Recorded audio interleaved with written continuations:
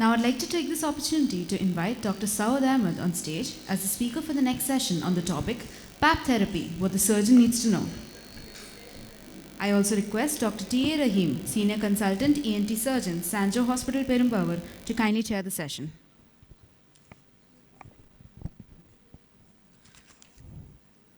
Dr. Saud Ahmed, an esteemed ENT surgeon based in Bangalore, serves as a consultant at the Manipal Group while holding the prestigious position of head of the ENT department at HBS Charitable Hospital.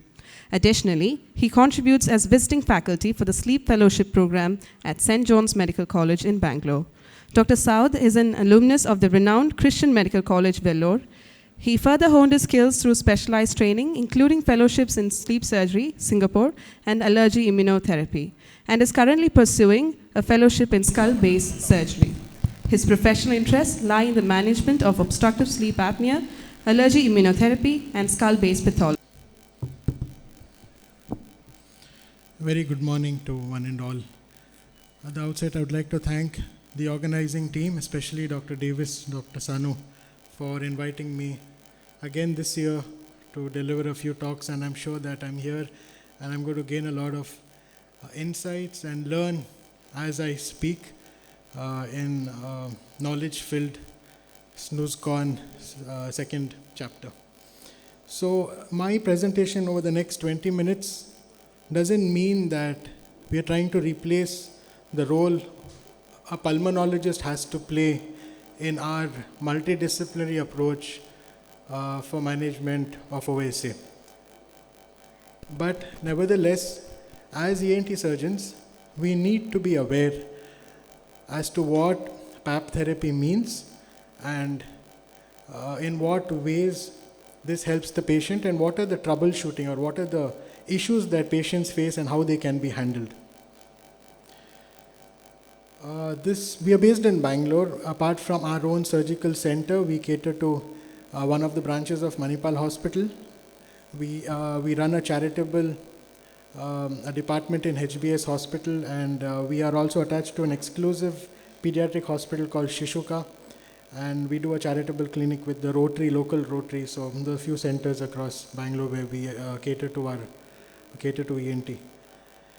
So we know that in a normal airway, this is how a person breathes when there is no snoring, there is no apnea, and when there is snoring, there is a partial upper airway obstruction, and when the airway completely collapses, that's when we have apneic events. So what does PAP therapy do? Positive airway pressure. It helps to keep the airway patent. It's like a pneumatic splint.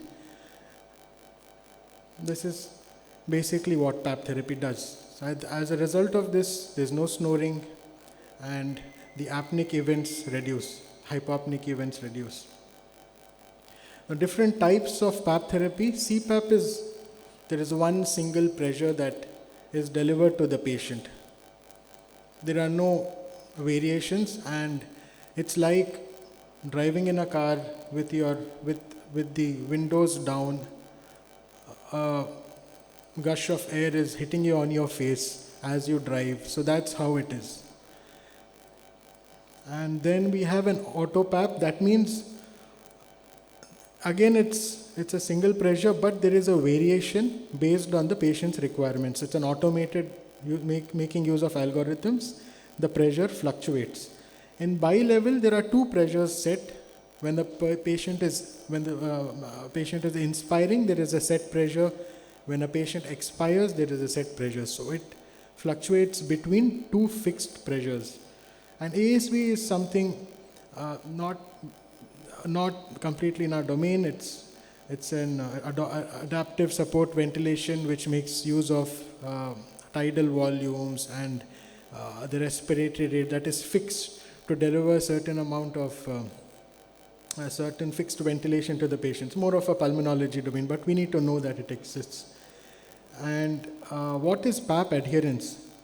So according to literature, it's about at least 4 hours or more on 70% of the nights. But the paradox here is, if you look at studies that talk about the benefit effects of PAP therapy on, say, blood glucose in patients with diabetes, so they say at least 8 hours of CPAP every night. which is far away from the 4 hours that we are talking about as far as the adherence is concerned. And then when you look at hypertension, it says that even 4 hours is not enough for a patient to prevent development of OSA. So 4 hours is considered to be the minimum for an adherence, but the target is much beyond 4 hours. And it's very important to objectively monitor the PAP adherence, because the patient will say, I've been using my PAP machine, doesn't know whether he's hugging it and he's sleeping it, or he's actually putting it on his face, isn't it? So the data gives us, all these devices they have cloud-based data which tells us about the patient's adherence. And when you look at the data, it is actually the adherence is not that great. And when we start the patient on PAP therapy, it is ideal to call them at least, in the first week itself, not that you come and meet me after 1 month. Because the first week actually decides. If the patient is happy in the first week, these people are good candidates. If they're not happy in the first few days, it's very unlikely that they will continue using their CPAP. Now, what are the problems that can happen? They can have problems related to the mask,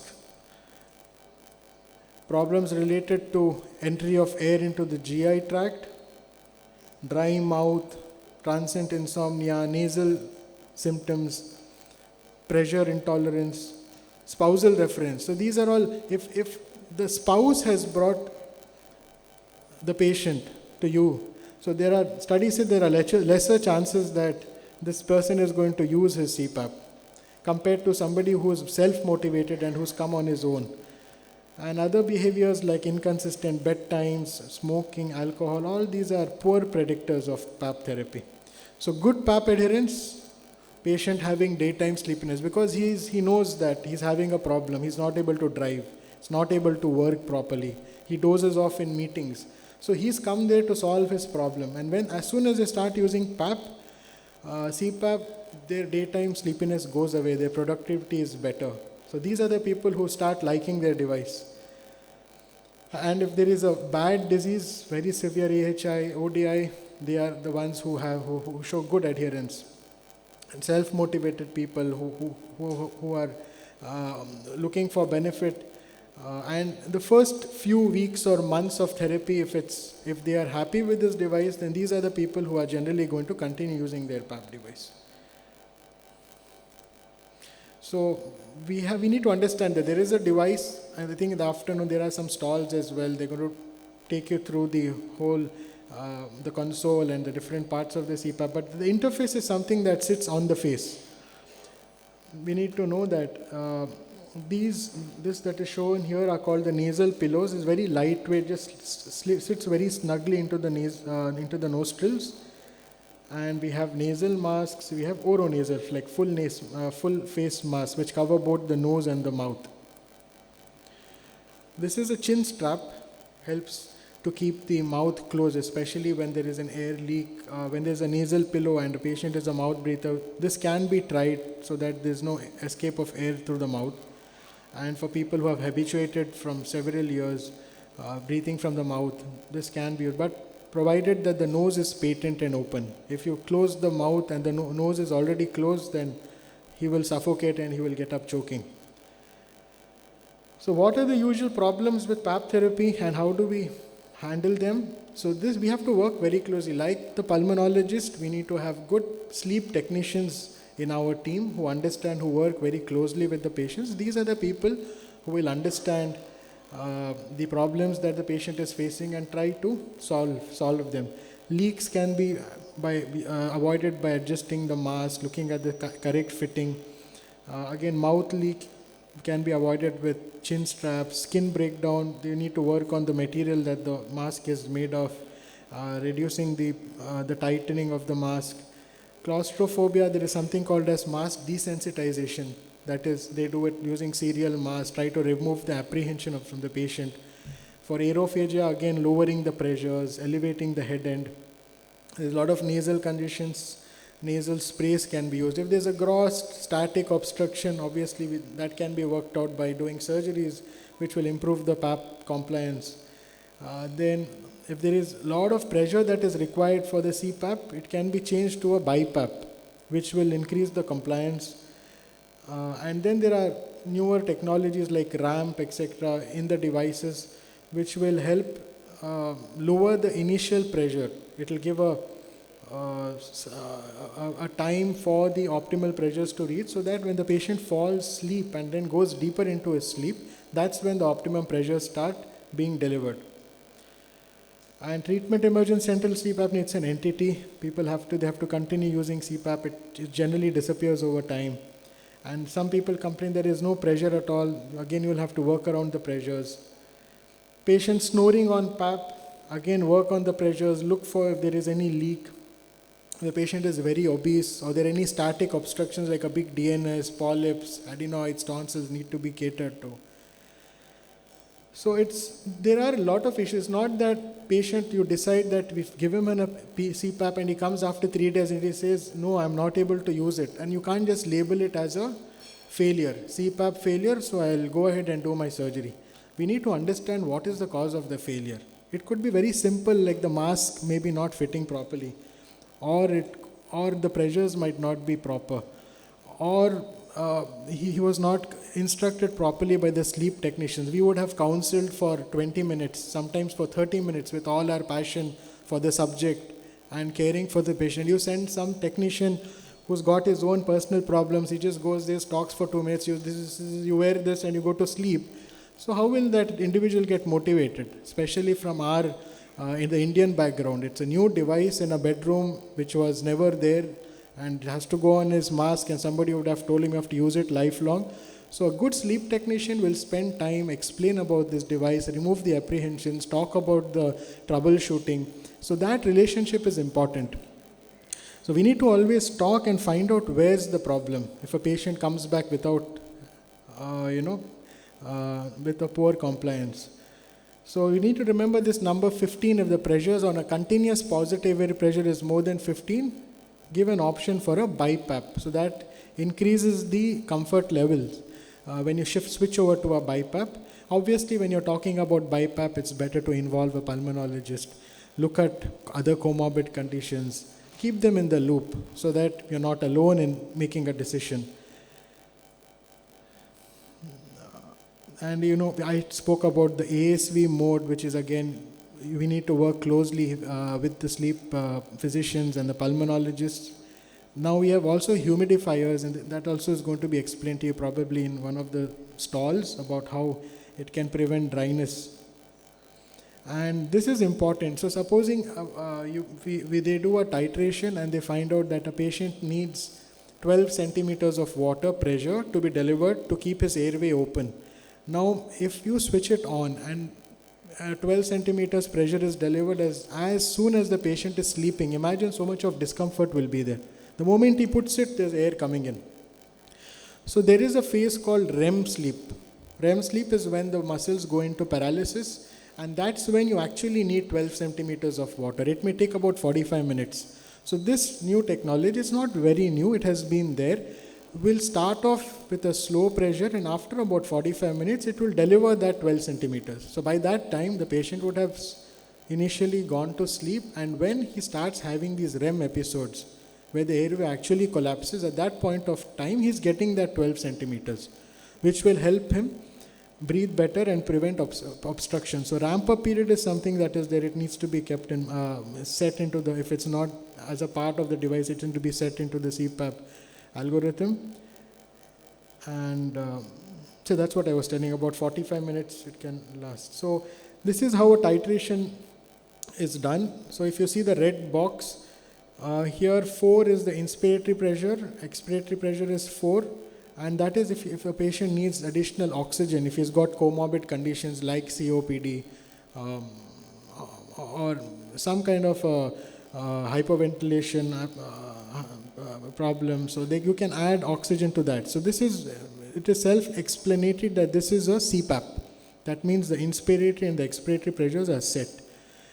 And you know that you can see the AHI is still very high, and as you keep increasing it, you reach a level where you have the AHI is going to 0. Supposing this had crossed 15, so what would we do? What would we offer the patient? We would opt for a BiPAP, isn't it? Because then you will have two different pressures, inspiratory and expiratory. You can fix that at least with a gap of 4 centimeters of water. The inspiratory pressure, expiratory pressure, and that will help increasing the compliance and comfort level.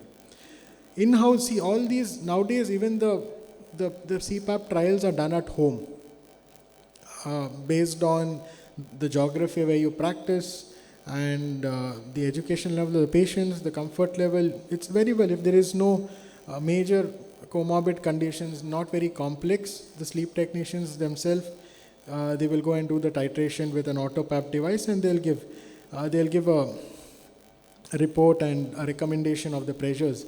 But sometimes an in-house is really needed, especially for kids, and when there are significant comorbidities like coexisting neurological conditions, pulmonology conditions, neuromuscular problems, and even complex when there are a lot of central events or mixed events. Failed APAP titration, auto PAP, poor adherence, and the patient is not a candidate for surgery also. So you need to understand what's happening, why he or she is not able to use the device. You need to titrate it properly. And if the symptoms are persistent, or when you need to do a BiPAP, and there's something called as a slit night study, where the first half of the night you do diagnostics, and the second half you try and titrate a PAP therapy device to understand the required pressures. On follow-up, take a thorough history. Not always ask the patient to come with his or her spouse, because you will get the true story when you have the bed partner, whether this patient is really using it or not using it. And if he's using it, how is the snoring? Whether there is any air leak. And the morning when they wake up, is the mask still on the face, or is it? So history is very important, not only with the patient, because patient is asleep, you need a bed partner to understand the compliance. And if the bed partner is very happy, that means yes, the machine is being optimally used. Get the data compliance report from the sleep technician, or they will also get their own data and they can share it with you. So don't become happy when he's using it for 1 or 2 weeks. At least 30 consecutive days of usage is a good indicator of compliance. So this is my last slide. This is how the CPAP, how the data is retrieved after CPAP usage. It shows number of days that has been used, number of hours, like more than 4 hours, what percentage of time has been used, beyond 4 hours, and what are the pressures that have been set, and was there any air leak, and then what was the AHI when the device was used. So this data is important because it tells us about the compliance, about the pressures, about how much he's been using it, and with that we can decide whether he continues or we have to look for another modality of treatment to treat his OSA. That's in brief about PAP. It was just, thank you. Ready to take questions as well. Thank you, Dr. Saud, for the comprehensive and beautiful presentation. Any questions from the audience?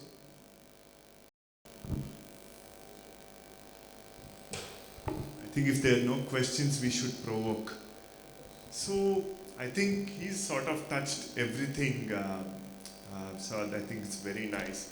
So for all of us as ENTs or dental or whoever that is, who are all here, who are involved in the care of sleep apneic patients, the first go-to for all of us is CPAP, right? And I think it's very important that we understand how this works. And most of us have a couple of things that we need to really take out of your mind. That the first thing is CPAP is still, it's not your enemy. It's still your go-to sort of a treatment plan or a treatment thing to go to. But the question is, it's us as ENTs who we need to optimize the patient for them to accept CPAP. So let me clarify that. There are lots of studies that said that if a patient accepts CPAP in the first 1 month of CPAP, once the CPAP is given, it has been shown that their adherence rates are very high. All right, and that studies have been replicated throughout the world, in Asia, in Europe, and in America. Having said that, what is the number one cause of non-adherence? Anatomical obstructions. So it's up to us as caregivers of the upper airway, who we see day in and day out, to see if CPAP even works for this guy. And what is the first thing to look at? Nose. To any airway obstructions, static obstructions that we look in the upper airway. If we can optimize the upper airway by making space for the CPAP to be delivered, then the acceptance also will be better. Why? Because the pressure will be better. If you heard Saud, he said, how does a CPAP feel? It feels as if a gush of air is going onto the face. So if there is a static obstruction, what happens to the pressure? Increases. What happens to the discomfort? Increases. And here's another caveat. For people who have allergic rhinitis or non-allergic rhinitis, there is an increase in symptom exacerbation after 1 year of use of CPAP. And for people who don't have any history of non-allergic rhinitis or allergic rhinitis, by the end of 2 years, they develop symptoms after using CPAP. So, in order for us to let them maintain the CPAP, who has to take care of it? Us. Again, because they will drop out. Now, every case is not a surgical case, but every case may be a good CPAP case, and if we don't take care of the upper airway, there will be problems.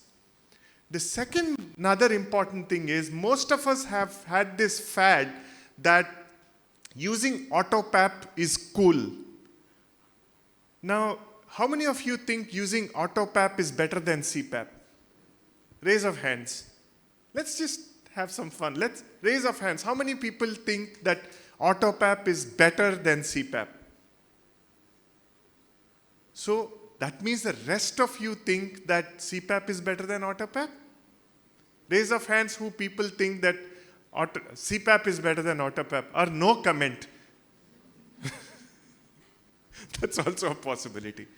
So here's the thing. Just because it's more expensive doesn't make it a better device. All right? In fact, for about 60 to 70% of our patients, CPAP is good enough.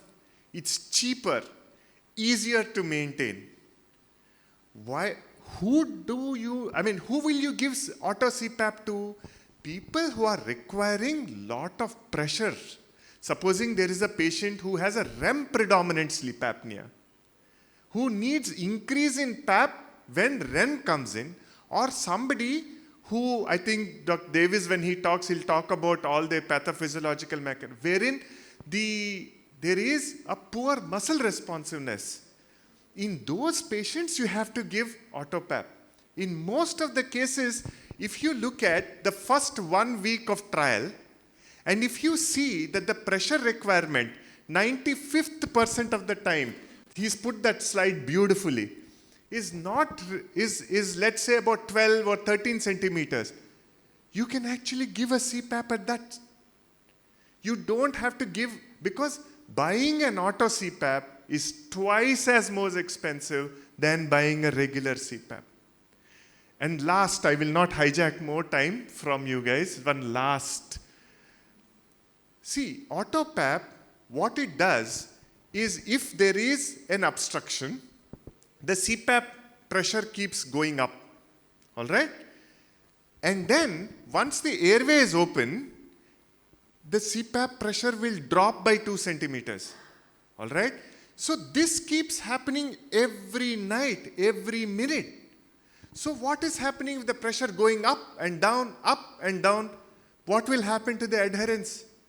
For somebody who's who's got insomnia, say, for somebody whose acceptance is poor in the first place, they will drop out of CPAP treatment. So we have ruined the experience of a gold standard therapy for the patient by bad selection. Hence, it's very important that to select these patients properly and optimize the airway so that, and we are the main people who can do that, us and dental. So we have to make it better because the pulmonologists won't know if there is any obstruction in the upper airway. They don't even look. Okay? Thank you, son. Thank you for that extra time. Thank you, sir. Thank you, sir. Thank you, sir. Thank you, Dr. Saud, for the insightful session. I'd like to request Dr. Marcos Matthew, Consultant ENT Specialist at Mar Basalio's Medical Mission Hospital, to kindly felicitate our chairperson, Dr. T. Rahim.